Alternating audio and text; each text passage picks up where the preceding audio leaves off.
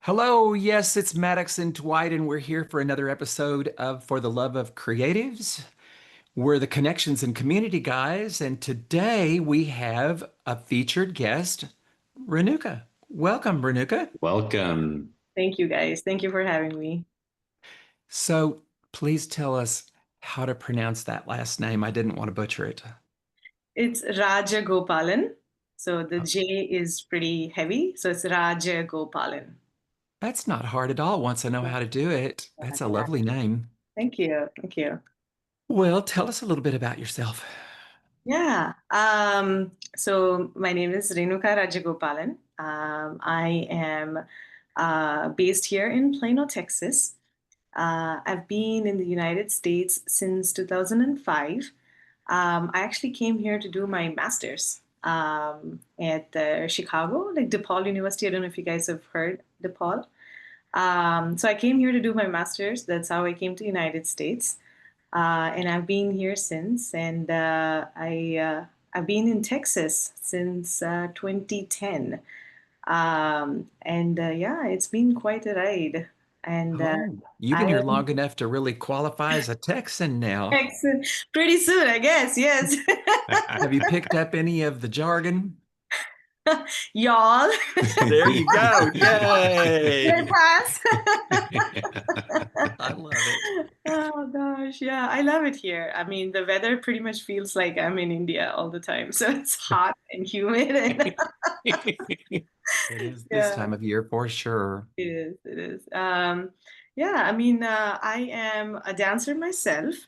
I like to choreograph. I am a dancer of Indian classical background.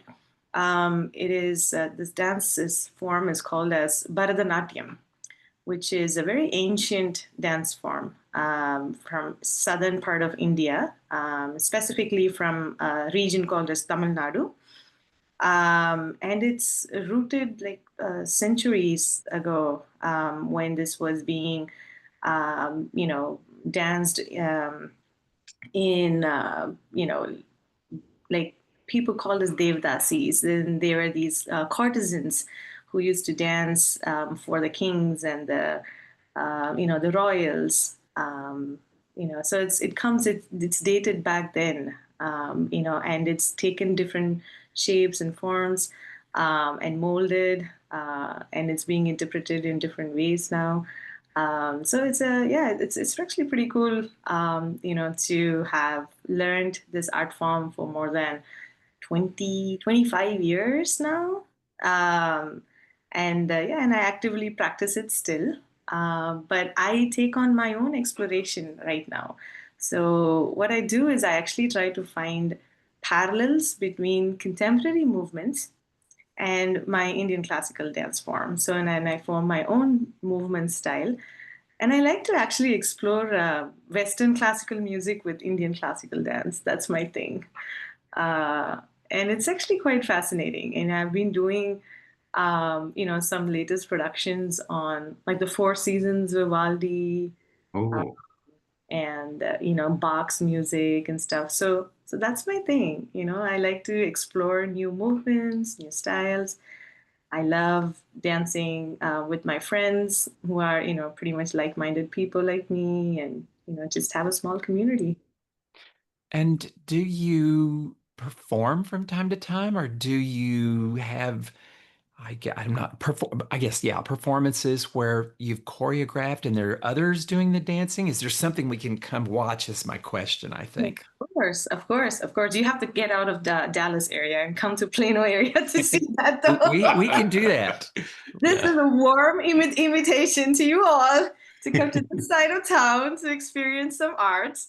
But yeah, so mostly we have performed here in Plano, Frisco area, but we did participate in this program called as Seeds that is organized by this Dallas-based organization called Agora Artist. And it's a wonderful program, and we got to present the Four Seasons for the first time at the Dallas area. So it was actually pretty cool. Yeah, it's a really cool experience. And we do perform quite often. We have our own like ensemble team. So yeah.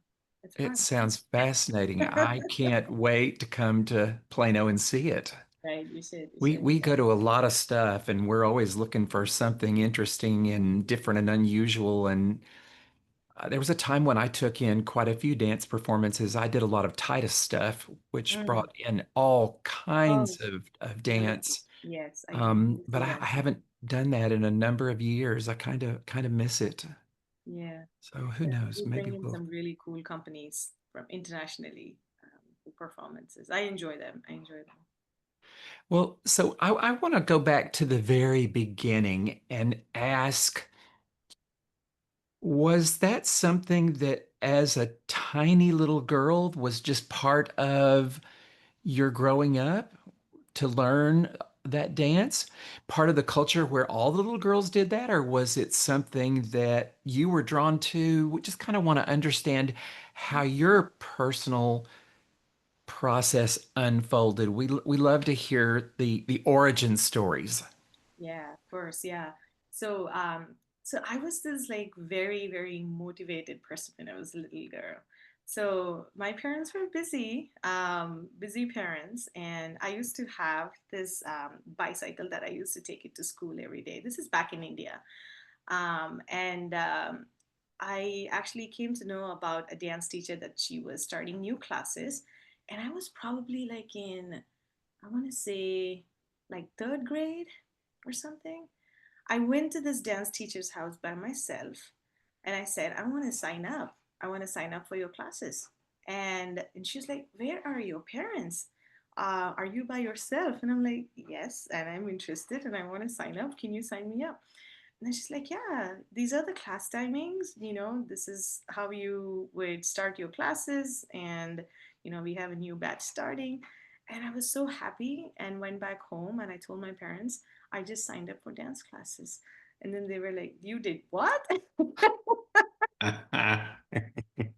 Yeah. And yeah, back then I felt it was just such a free experience, like in the sense we were allowed to do what we wanted to do in terms of our passions. I started learning music lessons on my own. I found my own teacher. I used to go for other, classes on my own, take my bike everywhere. They used to call me like the rowdy girl, just take my bike around everywhere and just sign up in all these competitions and these classes and stuff. So yeah, at a very young age I wanted to learn proper dancing after being fascinated by some of the dance performances that happened in school by these older girls. I was like, I want to dance like them. I want to learn how to dance like them. And Indian classical dance form always have these like elegant, extravagant costumes and jewelry and all that. And for a girl, that's all you need to attract. It's those blings and the costumes and everything. And I was like, yes, I want to sign up for this. So yeah, that's how it all started. And I learned with that teacher for I want to say more than like 6 7 years. Yeah, and then the rest is history. And I moved to the Wow. States and continued learning and I still learn. What a Renuka, commitment. oh, go ahead, Dwight. Yeah, it's just amazing. 6 or 7 years. I mean, and you said it was about third grade. So we're talking about a significant chunk of your life then. You were really Yeah. highly motivated.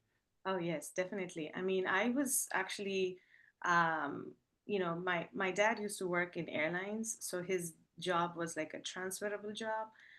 So we moved between different cities. When it comes to classical dance, it is very important to have like a proper mentor with you for a long time because you want to understand their style, their learning, and all that. But when when you're in a family that constantly moves around, finding that mentor that stays with you for a long time became kind of difficult for me. So at that point, I'm on my own to like figure out what is it that I like and I want to do. So that kind of pushed me to do my own thing, figure out on my own. So yeah, circumstances. Renuka, there is a part of your story that is very uncommon. We talk to a lot of people and we find that, and chime in, Dwight, if you've got anything to add here, no matter what culture we're talking from, somebody that from doesn't matter, you know, Mm-hmm. the vast majority of them say that when they showed up with an interest in creative things, the adults thwarted that. Mm. They were tried to channel into a real career, so to speak, or Oh, something like that. yeah. We've talked to very few people whose parents were supportive of that creative thing, no matter what it was. And so you're and especially some of the ones that we've talked about that are from cultures that are really known for the parents to guide their children to specific, you're going to Yeah. be a doctor, a lawyer, or an accountant type thing. Or an engineer. Or an engineer. Yes, yes. Yes. So I mean, you probably have enough people in your life that you've talked to that you know how fortunate you are to have parents that let you do your own thing. Oh, for sure, for sure. Um, I mean, in my family, education was equally important. They wouldn't let me, sacrifice my time, not preparing for exams or tests or anything. They would still remind me that, hey, you still have to pass your test, pass your grades with good, scores. So that was always in the back of my mind, not just from my family, but, I look up to my cousins and everybody around who's doing really well in education. And there's always a sort of competition between cousins of who's doing well because we were all like similar grades and all that. But this was the creativity side. They knew that I was always creative, like from like my small age, like from age 2 3 years old. I was really good at storytelling. I would like randomly come up with different stories, like characters on the fly. I would like just talk about things by just looking at objects. I would, humanize those objects and, start talking about it and, make a story about it. So they knew that I had the creative bug in me. And then they just wanted to nurture that. So they would give me that outlet to, channelize that energy and at the same time, remind me that, hey, you also have school on the side that you need to worry about. But gently nudge me. They were not, like, oh, you have to become this, you have to become that. There was no pressure as such. So yeah, that it did. I did become an engineer, FYI. I did take up engineering as an IT engineering, but yeah, that didn't last long though because ultimately I came back to what I'm passionate about. That's Well, a what a great. gift. It's so amazing that you're able to pay it forward. I mean, what you're doing to bring culture to the community in Plano and Frisco, Yeah, it's like you're echoing what it was that was your creative spark at the beginning, and maybe some little girl from yeah, Plano or Frisco might be able to take the torch and keep it going. yeah. Thank you. Yeah.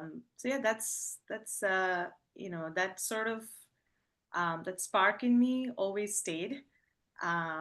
Despite getting my master's and then having having been married and having children right now. I didn't lose that spark in me, to be honest. The dancer in me always stayed.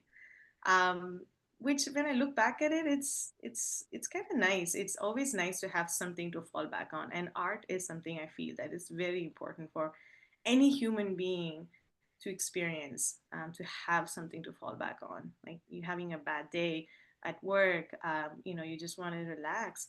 You either go paint something or you play your piano. Like if you have that sort of background when you grow up, that sort of foundation in some sort of art, be it dance or music or like painting, drawing, or writing, anything you need. I feel like that's very important for you to, have that fallback on. And I desperately try to make sure my kids are trained in something, you know, and not just play with, their Legos and Minecraft and all that all the time. Yeah.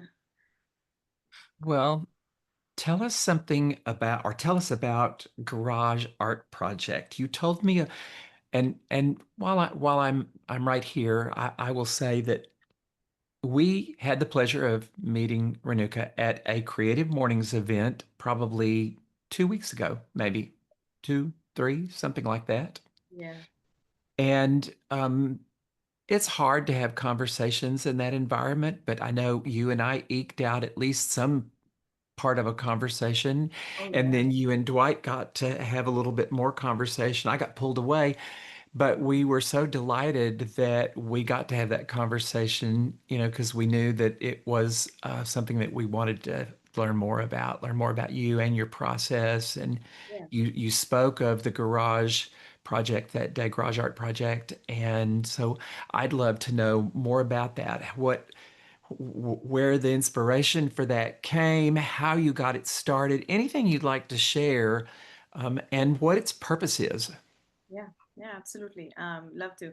So I started Garage Arts project back in 2020, like right before COVID, and quite literally in a garage.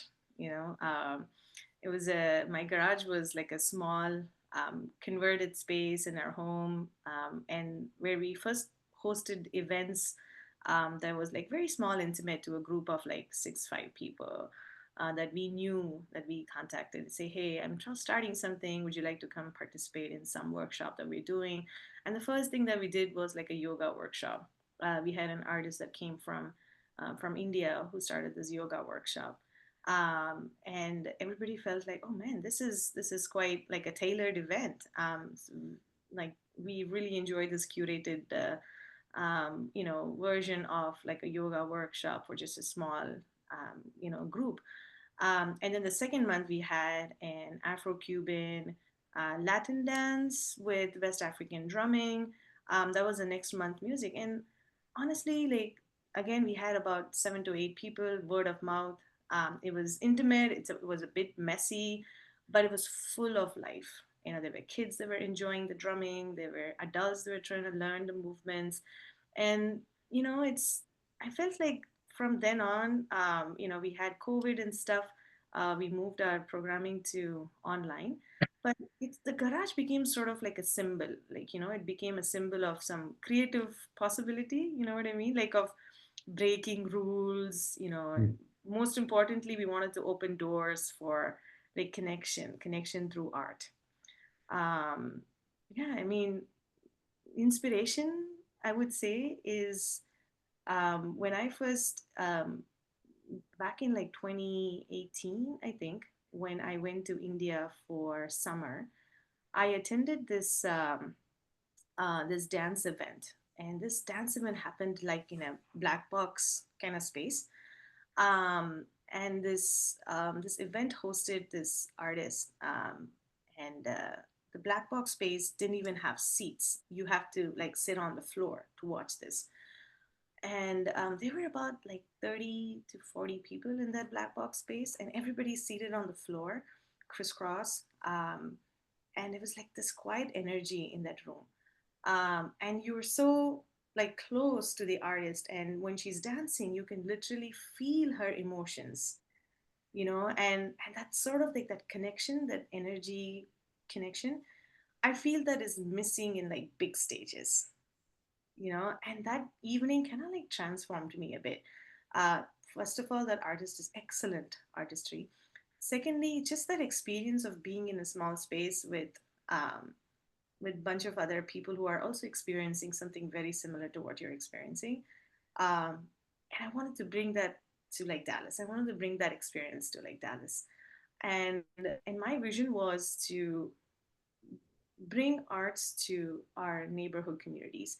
Not a lot of people have the luxury of going to like big theaters and spending like 40 big $50, including parking and stuff, to enjoy opera or ballet and stuff. So I wanted to bring arts to the neighborhoods so that it's more accessible for all community members to experience art. And not just that, for someone like me, I am extremely curious personality when it comes to creative things. and I wanted to experiment. I wanted to experiment bringing like two different disciplines together and just see what happens from there. Just like giving artists a space to take risk, blur the disciplines and reach the audience in like unexpected but meaningful ways. So that's sort of like, let's say like if a dancer is collaborating with a visual artist, or a classical musician is working with like a let's say a painter or something. How does those collaborations look like? So that sort of curiosity is what I wanted to showcase. If I was curious, I thought there'll be many people like me to see the possibilities of breaking these rules and seeing what comes out of it. So I wanted to create that sort of experimental, collaborative, and community focused space, for everyone to experience, and basically bridging the gap between the artist and the audience. um, so that was my inspiration about why I started Gap and what inspired me. And so far it's been a blast. This is our fifth year of programming. 2025, we started in 2021, and we risked through the COVID times by doing online version of experimentation. And yeah, it's since then it's been an amazing ride. Well, Renuka, you are a congratulations. visionary. that's Yeah. that's some big words there.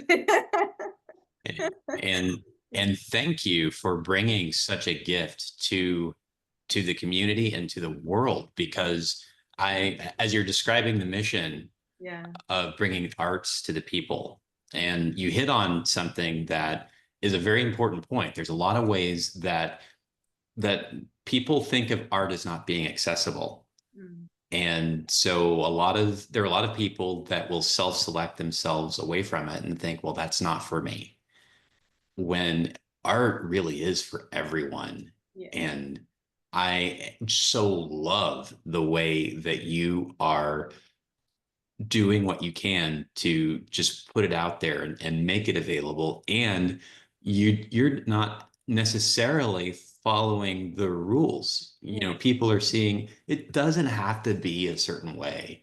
Yeah. And I love the way that you're drawing from different worlds and seeing what interesting things will develop. Yeah. Thank That's you. really my happy space. Thank you. Yeah, it's yeah, that excites me. Like it excites me when art forms collide. At Gap, we don't really ask, "Is this pure?" We ask, "What if?" What if this sound, met that movement? What if the silence had its own choreography? That curiosity is at the heart of every Gap project that we do. So that's the only thing that drives us. I hope that stays on forever. Oh, we so need it. We so That's need it. It's that's the thing that makes improv magic. And I don't care if you're talking about Oh yeah. theater or jazz or anything. I mean, this is really impactful, and I hope that you're able to keep this going. Well, I hope this is something that's generational. Yeah. Thank you. innovation at its best. Yeah. we So, yeah, we definitely try to keep it real, raw, fresh. That's pretty much our motto. Yeah. I would love to know some nuts and bolts about this, some of the behind the scenes. So to make it accessible, Mhm. is it free to the people who come to see the performances? I wish we get to that stage. Right now, we are still building our organization. I mean, we've grown quickly for sure, but in order to keep it accessible, we still need to make sure we secure our funding to an extent where we are able to support that. So we're working on different ways. We definitely have lower ticket prices for different communities. And also for students, we always have like half the price tickets, because we really want students up to 21 years of age to come experience these art forms, because we need those young minds to be nourished, to stay creative and to find possibilities of whatever art form that they're working on, to see, hey, look at this potential that these professional artists are doing. This is something that is a platform for you to be encouraged, to come experiment. So we'd always give half price tickets to students, and our tickets are very, very nominal for what we offer. You Sometimes, know, I would love to just offer a little different perspective here. I know you said you'd love to get to the point where you had to support the funding to make it free, mhm. but I, you're describing something that's working, Yeah, and Dwight and I, we have both done a lot of research on this, and there's a whole psychology behind yeah, the fact that people don't tend to value what they don't pay for. hmm, Free things are thought of, when we host free events, which we don't do anymore, we hmm, would have so many no shows, it wasn't even funny. yeah, yeah, yeah, And when people pay, even if it's a small fee, you yeah, can make it extremely accessible with a small admission fee yeah. and still have people value it because they put at least a little bit of skin in the game. I absolutely agree with you. Even when I keep it ticketed, there are some no shows that have. I mean, I can't do anything about it. Well, Some people, we always feel like when somebody has paid and they no show, they yeah, paid for the right to do that, you know? yeah. So yeah, I agree with you. Absolutely. Yeah. This is something that we experienced as well, like with a couple of shows that we did that was free. And it was hard to track who's coming, who's not coming, and what are we going to expect out of this event? How many people are really going to show up and stuff. So They'll come late, they'll leave yeah, early when there's no skin in the game. It's messy. it's messy. It's Yeah. definitely messy. I It's totally messy. yeah. And I also want to point out that there are a lot of different organizations that like museums and stuff. Sometimes they have like free days and stuff. There's some galleries and stuff where you go, you look at things for free and all that. But I feel like when you don't have something that is when you have something that is priced or ticketed, like you said, it needs to be valued. But also, I want them to like appreciate that things don't come for free. Like we still pay our artists.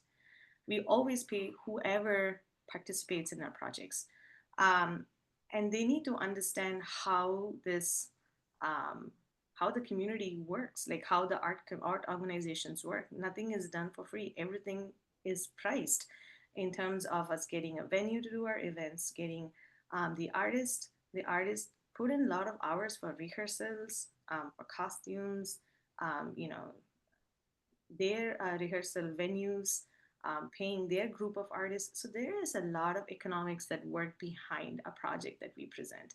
Absolutely. And if we make it free, they take everything for granted. They They think do. everyone is doing it for free. Like, the artist is, not putting in the effort, or things come for free for us. That's not the case. There is so much of economics that is behind putting a show. It becomes challenging, to explain to an audience member, say, your price of $10 ticket or a $15 ticket is equivalent to so many dollar amount that goes behind putting up the show. So I hope you understand that. So I wish I can say that out loud when somebody is purchasing a ticket or Well, Um, it sounds like it's an opportunity to bring people in and I don't know. I mean, it seems like you have a real real point of educating the young. Yes. And that's the kind of behind the scenes kind of thing that also packs with it an opportunity to learn about economics, Mm-hmm. all and to really uh, have a sense of gratitude for how it is that everything came into being, like to be able to track it from the point where they're enjoying a show to the point Mm-hmm. that they see the handoff between all of the different hands that are a part of it, the Oh. designers, Mm-hmm. the people that make the costumes, the choreographers, the Yeah. the people that do the sets, the people that handle Man- maintenance. yeah, manage the lights and the sound. They all put in the work. They all put in the time, and they're not doing it for charity for sure. Right. They got to feed their families They too. got to feed their families. Exactly. I, I think you have a rare opportunity here actually to um, educate your audience. Mm-hmm. You probably, when they buy tickets, you get an email address, you've got a mailing list, right? Mm-hmm. Um, I, I write emails out to our mailing list all the time, and I do what I can to that behind the scenes, as Dwight says, is really, really powerful. You could have just a series of emails where you talk about Yeah. the financial aspect of it and why there is a fee to come see the performance because you've got to pay the light guy and the sound guy and the choreographers and then there's a space to rent and it just goes on and on and on and on and on. Yeah. Yeah. And whereas you may find sponsors to cover some of that, Mm-hmm. you will always need for people to carry their load. Your viewers, I think your opportunity. Yeah. I absolutely hit the nail. I think I can do like a video series of behind the scenes of making money or or spending We're money a for a project. we have been seasoned subscribers for a long time to a local theater, Mm-hmm. and the local theater. I got an email here a couple of weeks ago with a video. It was like Mm-hmm. 18 minutes long, and it was the artistic director and the assistant artistic director, and Mm-hmm. they were sharing with their followers Mm-hmm. that they were in financial trouble.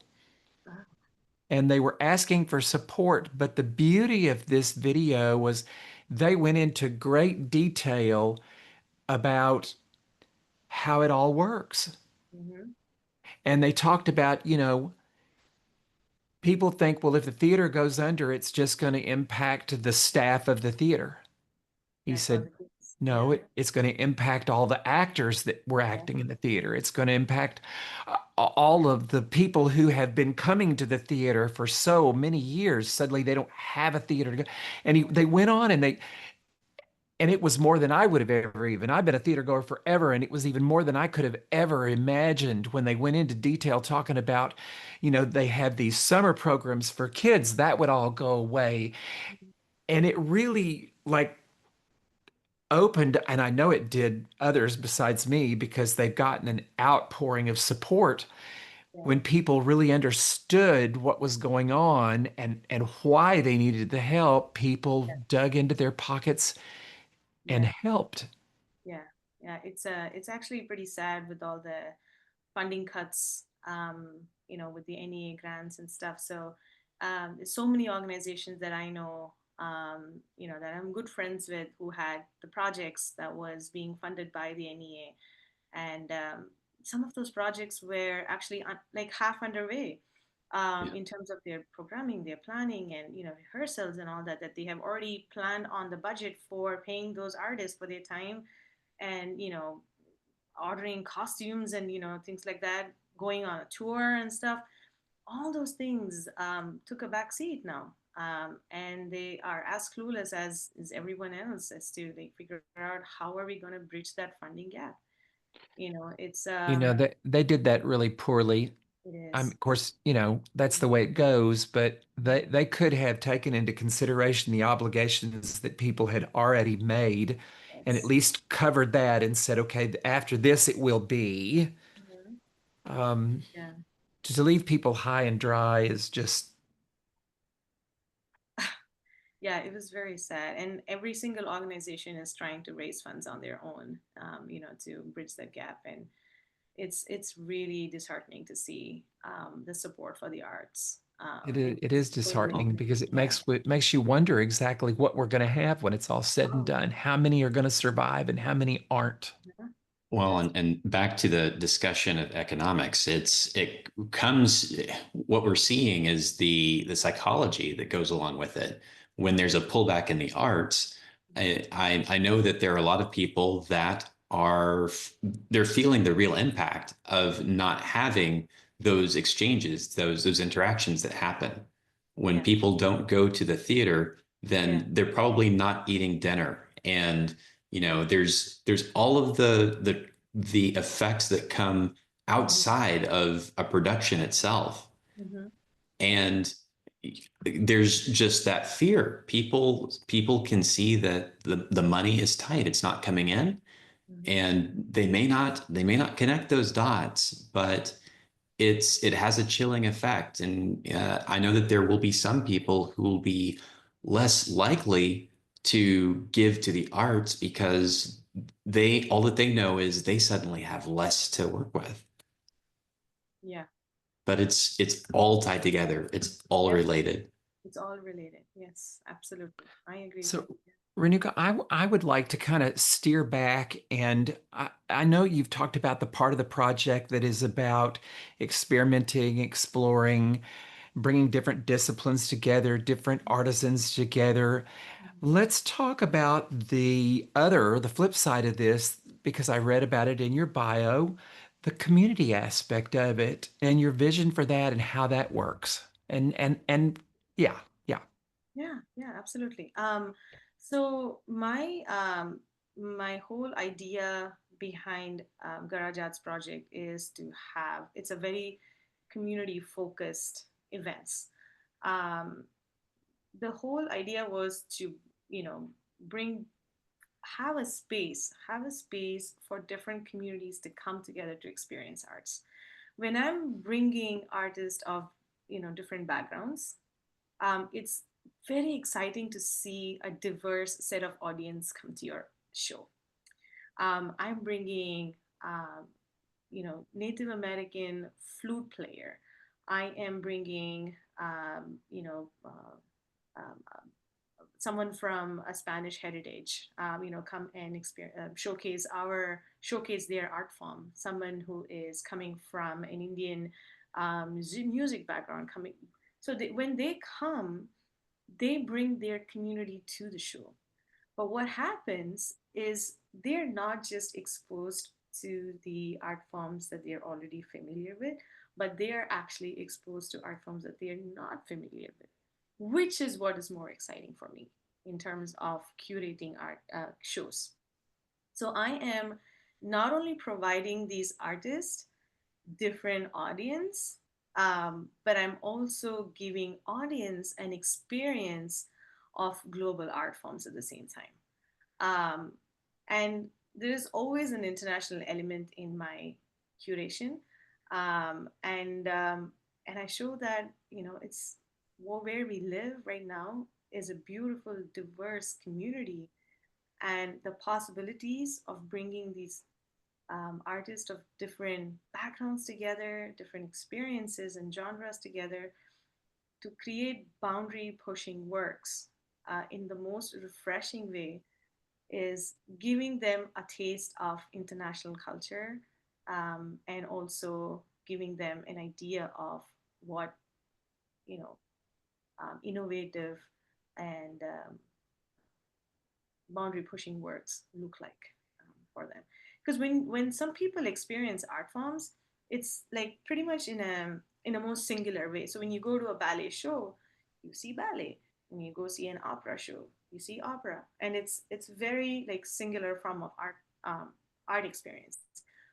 Well, when you come to my shows, especially one of the flagship events that we present, it's called Bridges, and we've been doing Bridges since 2021. And Bridges is one of the most innovative program that we have. And there's not a single event that has happened in at least in Texas region that I know that has something similar concept, where we bring in 6 to 8 different artists. All these artists come from completely different disciplines. We have sometimes a contemporary dancer or an Indian dancer. We have visual artists. We have musicians. We have, artists who are like, literary artists, like spoken word, poetry.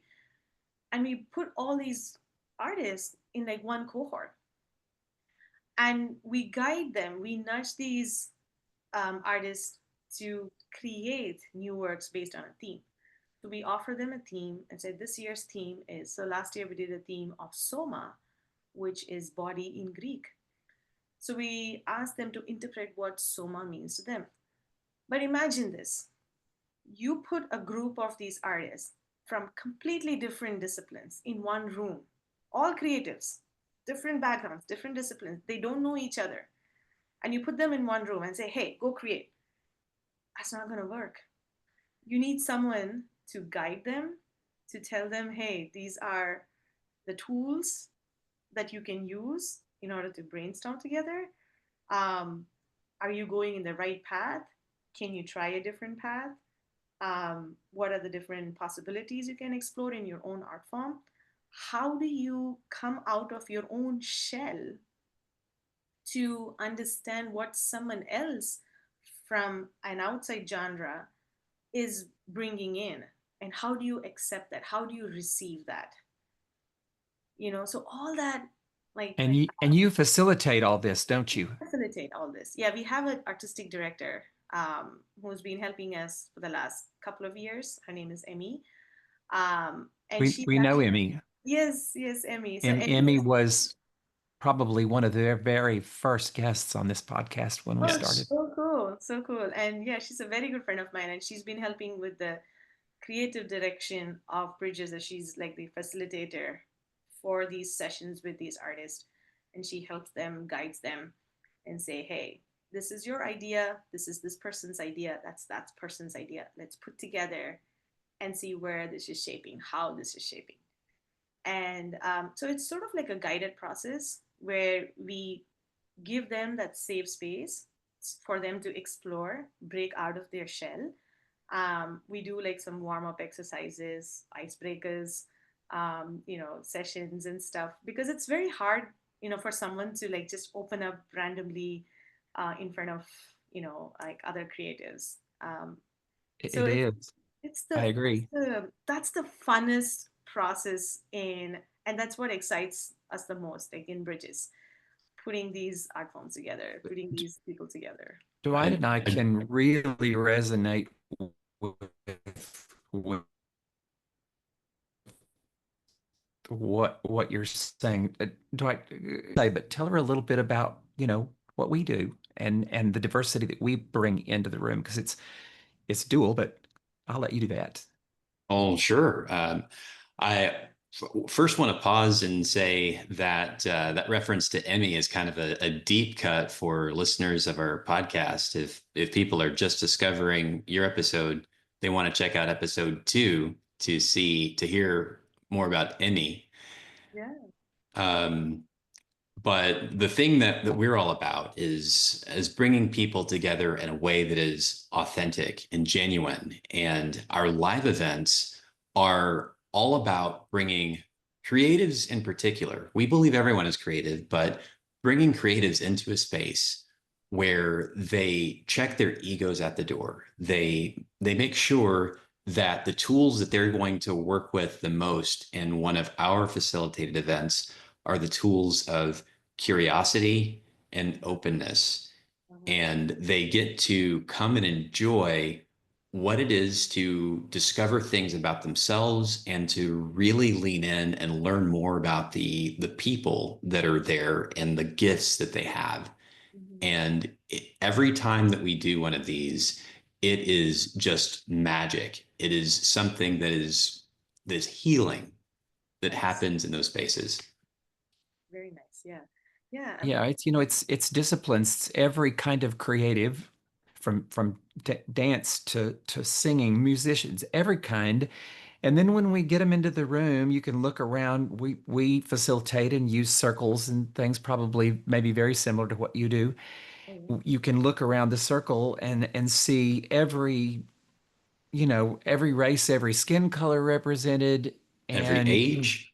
every age. Yes. So we try to build diversity in as many categories as we can, Mhm. and it generates magic, just Nice. complete magic. We Nice. call it people magic. That's pretty cool. That's pretty cool. Yeah. Yeah. And yeah, I mean, we don't look at the outcome of the project as a product.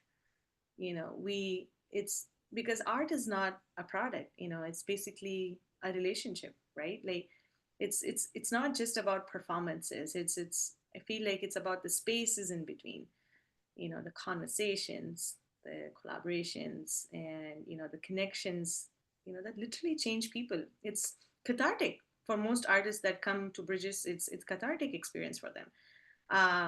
They see the transformation in themselves when they go through that entire process of these rehearsals and these guided sessions. And we've seen new friendships, we've seen new collaborations that happen through it, and even new life directions emerge through our events, and I feel that is the real art, I think. I you know can't wait to go. I don't, I can't wait to be a fly on the wall and see that. It sounds absolutely fascinating. Yes. I'm glad. Well, we're reaching the point where we need to transition to our rapid fire questions. Oh, yes, I'm ready. I'm ready. Let's go. This has been truly delightful. All right. Question number one. How do you define a creative community? Mm.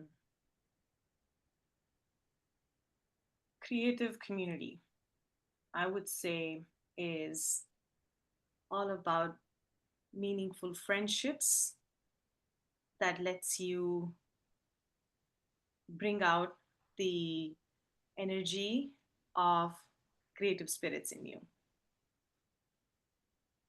I love it. Beautiful answer. Thank you. Okay. That was not rapid enough, though. I was like, No, you're doing great. You're doing great. What is your favorite way to connect with other creatives? oh, dance challenge or in a dance club, like something where everyone is just moving to music. And that just, I can just feel like, people being authentic themselves. I saw you guys dancing at the creative morning, and I was like, I want that energy. I want those people as my friends. You know, that's Done. really Done. done. Yes. Done. Right. I love it. Have you ever been to ecstatic dance? No, no. What is that? It's all over the country and maybe even all over the world. There's a couple of groups here.